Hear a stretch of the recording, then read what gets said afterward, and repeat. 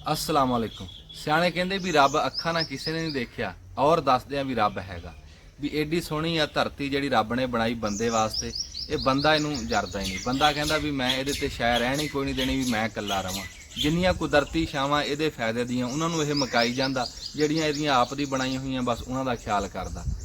भी आ परिंदे आ दरखत कल एक बंदा इत्थे बंदूक चक्की फिरे, मैं की करदा, कहंदा घुग्गियां मारदा। मैं घुग्गियां ने तेरा प्यो मारिया। भी मौसम देख ला, भी अजकल वो बच्चे कड्ढण दा ते तू उत्थों छटांक गोश्त लै ला शिकारी साहब।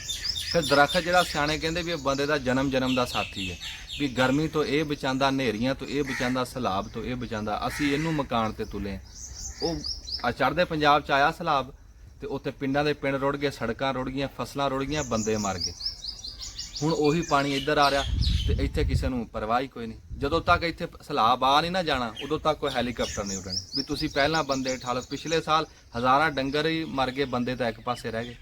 ਪਰ ਯਾਰ ਇੱਥੇ ਨਾ ਬੰਦੇ ਦੀ ਕਦਰ ਕੋਈ ਨਹੀਂ ਰਹੀ।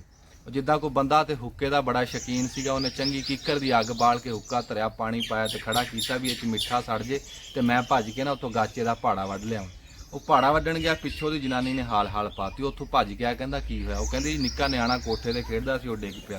ਕਹਿੰਦਾ ਉਹ ਅੱਲਾ ਤੇਰਾ ਭਲਾ ਕਰੇ, ਤੂੰ ਤਾਂ ਮੇਰੀ ਜਾਨ ਕੱਢਤੀ, ਮੈਂ ਸਮਝਿਆ ਪਤਾ ਨਹੀਂ ਹੁੱਕਾ ਡਿੱਗ ਪਿਆ।